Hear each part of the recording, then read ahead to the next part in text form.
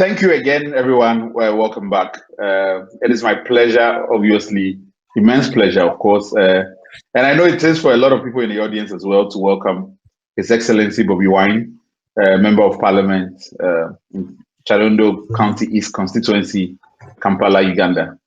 Bobby is, I mean, everybody knows Bobby now is a singer, musician, actor, activist. He's done it all. He's become now, for a lot of young people, myself included, an inspiration as to how to move the conversation forward substantively in various African countries. I look forward to hearing from him. I'm looking forward to be inspired by him and to hear how we as young people can engage our society towards reform. So audience, your speaker, His Excellency, your audience. Thank you very much, Oliver. Let me first appreciate the Cambridge African Society for the invitation to today's Africa conference. I really appreciate and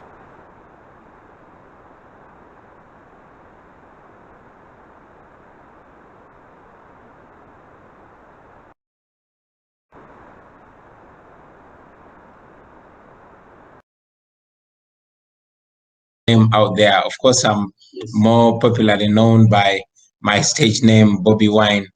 A musician, actor, activist. I am now the former member of parliament for Kyadondo East constituency. And indeed, I ran for president of Uganda in the recently concluded elections, but that's a story for another time. I really want to seize this opportunity to join many other Africans to reimagine and re-engage the African narrative.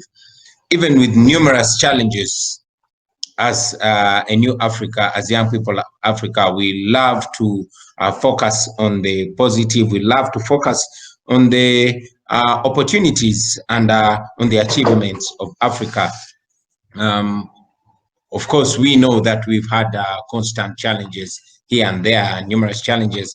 But again, it's undisputed that Africa is the youngest continent in the world, and this comes with opportunities, and it's an achievement itself. For example, we have the opportunity to rethink the image of Africa, the identity of Africa, the future of Africa. That means human resource. It means a brand new beginning. So we celebrate that and we look at it as a big opportunity. This is a continent with immense talent.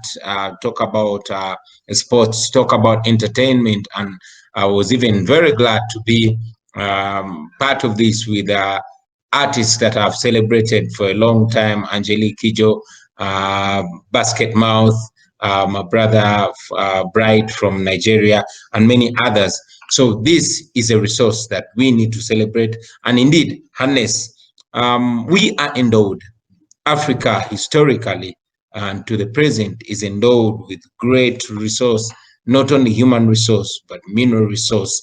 And we all notice the invention, the discovery, and indeed processing and utilization of oil, which continues. So as Africa, we have all that we need to transform Africa. Of recent, of course, with the massive usage of the internet and social media, we realize a great awakening of Africa, awakening in various ways, awakening in redefinition of ourselves, redefinition and embracing of our culture, of our identity, but also to spread it even further socially, politically, and culturally.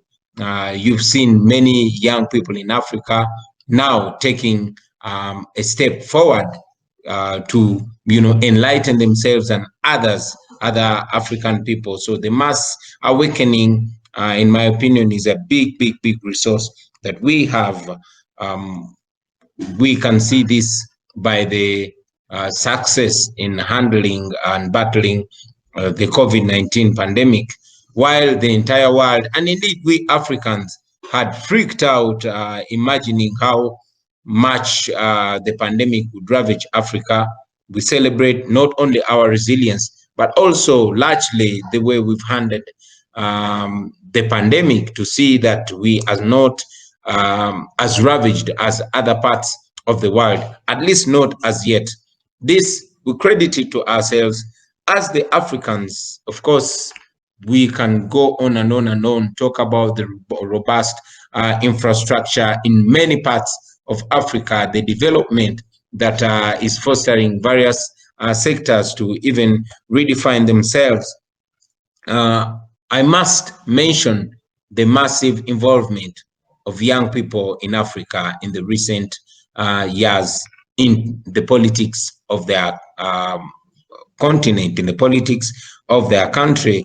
This, in my opinion, brings new wine and indeed new bottles as well into the African redefinition. So we celebrate that, and indeed it's projected by the experts in the recent years that by 2040, Africa is going to have the biggest labor force in the world.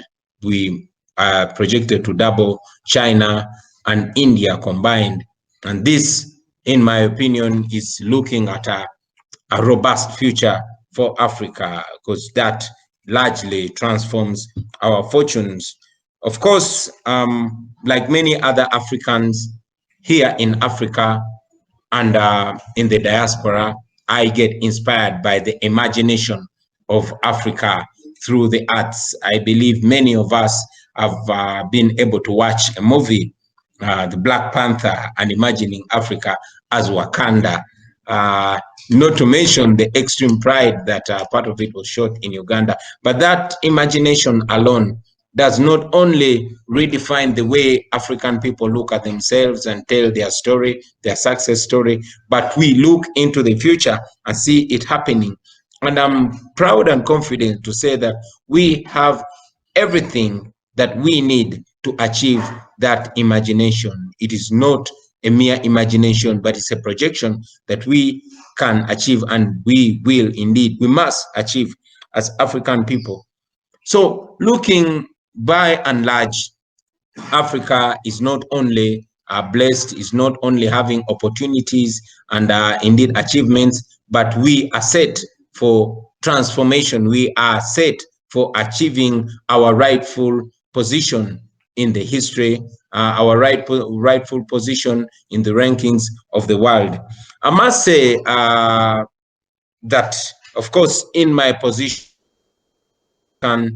as a Ugandan, as an active young person in the social and political annals of my country, Uganda, it is very difficult in my position, not to mention that we could have done even much, much better as Africans if we had a better governance, if we had better institutionalization, if young Africans seized the opportunity, like of course it's been done in many countries, to push further and more solidly forward for the position that we are supposed to have.